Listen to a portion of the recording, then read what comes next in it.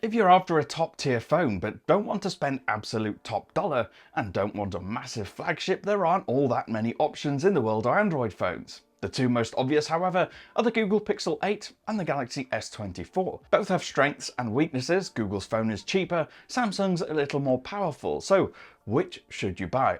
I'm Cam Bunton from Pocket-lint, and in this video I'll tell you. Now, there are a couple of different ways to look at the design of a phone, and it's striking that with two unique approaches there are clear benefits to both. For instance, if what you want from a flagship phone is to have a device that's as compact, slim and light as possible, nobody does this better than Samsung right now. The regular S24 is almost impossibly slim at just 7.6mm, and is quite clearly much slimmer than the Pixel. It's also a little shorter and much lighter, so it's no contest on that front. With that said, because of the shaping, it's not quite as comfortable to hold as the Google phone, because the Pixel has very generous curves on the rear on all four sides and at the corners, and that makes it more inviting and pleasant to grip in the palm. That's no doubt also aided by the fact that it has rounded aluminium edges, and even the glass on the front has some subtle curving, where the front of Samsung's is completely flat and right angled. From a purely aesthetic standpoint, you could argue that Samsung's approach is quite boring and utilitarian. It's similar to nearly all of Samsung's other phones, and so doesn't really stand out as unique, where a Pixel looks like a Pixel, and it's instantly recognizable thanks to that big camera bar across the back. Durability is important too though, and here again Samsung has the slight edge. It's got a tougher aluminium frame around the edges, but more importantly it features the Gorilla Glass Victus 2 on the front and the back, which makes it more scratch and impact resistant than the Pixel 8, but both are water and dust resistant to the same level. It's also worth considering the bezel design just as we're about to move on to talk displays, if only because Samsung's flagship phone series for 2024 has impossibly skinny bezels around all four sides of the display. It's also completely uniform on those four sides and even features corner radiuses that match the rounding of the external frame. Pixel's bezels are noticeably chunkier, particularly on the bottom edge where it has a bit of a chin. It doesn't impact the viewing all that much, but it does give the phone a bit of an uneven look. The two displays are actually both the same 6.2 inches diagonally. Samsung's screen is technically slightly bigger in terms of overall surface area, but there's really not that much in it. That difference is explained by Google using a slightly narrower aspect ratio. Now, while there's a bit of a difference between the two panels and the color processing, I don't think this is necessarily an area where you'd base a lot of weight, at least in terms of trying to decide between buying one or the other, because in reality the differences are negligible. Both have similarly color-rich panels, which make them quite lively, but not over the top. What's more, they're two bright panels as well, so even when using them in bright conditions, they can adjust the panel brightness quite high in order to make them easy to see in most conditions. Samsung's panel does seem to hit slightly higher brightnesses, which you'll see more obviously when you're looking at really bright spots in photos or videos. However, the main difference I saw, which is admittedly quite small, was that Pixel tends to have a more natural, warm tint to it, where Samsung tends to clean out the white balance to make it cleaner and slightly cooler. The end result is that Pixel's looks a little more true to life when watching videos that I've shot. Now, both run versions of Android 14, with Samsung's being quite heavily skinned and featuring a lot of pre-installed Samsung services and apps. And they both even have a similar approach to AI, using it for translation, search and photo or video editing. But the important thing is that they'll both get software updates for a long time, or at least that's the promise. Google says the Pixel 8 will get 7 years of updates all the way to 2030, and Samsung similarly has said it will deliver 7 years up to 2031.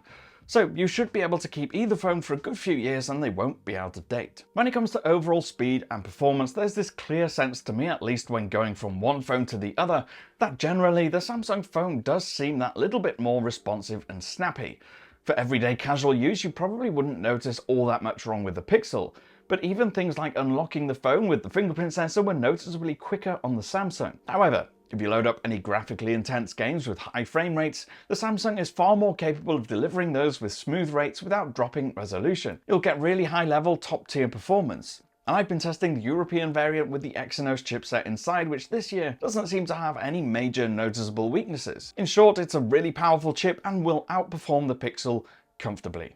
Benchmarking wasn't even close when I ran Geekbench or 3D Mark. The only real downside of going for a smaller flagship phone though over the bigger models is that you won't get the absolute best battery life. That's true of both the Pixel 8 and the S24, because you could easily go for the Pixel 8 Pro or the S24 Plus or even the Ultra and get better battery life than either of these small phones will deliver. Still, regardless of which of these two you buy, you should get through a full day on a full battery. If you're a heavier user, that might be a bit more of a challenge than not, but you should just about make it. Of the two, with my own usage, it definitely seemed the Samsung was the more long-lasting of the two. On a busy day where I'd used the camera, done a bunch of gaming and video watching to test how long they'd last, the S24 seemed to have a bit more left in the tank, even though it actually has less capacity. There wasn't much in this, but with my own typical usage, which is about 2 or 3 hours of casual use, mixed between video, social and gaming, I'd have somewhere near 35 or 40% left over. The Pixel was close to that within about 5%, so really fine margins. Under heavy load, playing intense games however, I felt the Samsung seemed to be more efficient with its battery consumption. Now, what I found interesting when looking at the camera results side by side was that both Samsung and Google solutions have strengths and weaknesses, and picking one over the other is essentially a case of picking which compromises you're happy to live with. That's not to say they're bad cameras, they're not, it's just that neither system is perfect or as good as some of the bigger, more expensive smartphones. So for the first benefit, and the biggest one of Samsung's system, is that it has that third lens. It means you get 3 times optical zoom as well as the primary and the ultra-wide angles, and gets you that bit closer to your subject.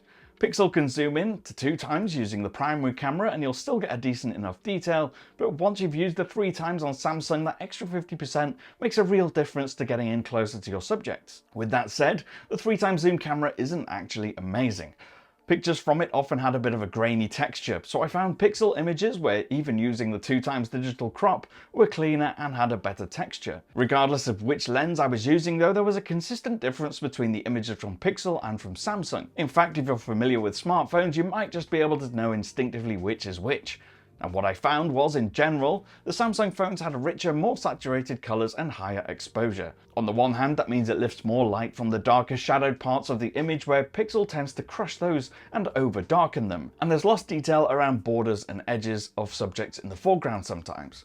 Regardless, I found Pixel tends to deliver cleaner images with more real-looking textures and better control of bright highlighted elements. In lower light situations indoors, I found that even though the brightness and the colour saturation was higher, the Samsung also introduces more noise in the darker, shadowed parts of the image, where Google's processing does do a better job of suppressing that noise and the graininess. So despite not having the versatility of the multiple lenses, the results were generally stronger in terms of detail and noise levels. At nighttime, you get the benefit of a dedicated night mode on both phones, as you do with most smartphones these days, and both are decent enough, but again, neither is perfect. One of the main reasons is that the ultra-wide camera on the Pixel struggles to focus when used at nighttime, often leading to really blurry images. However, the zoom camera on the Samsung's issues with blur and grain are heightened at night.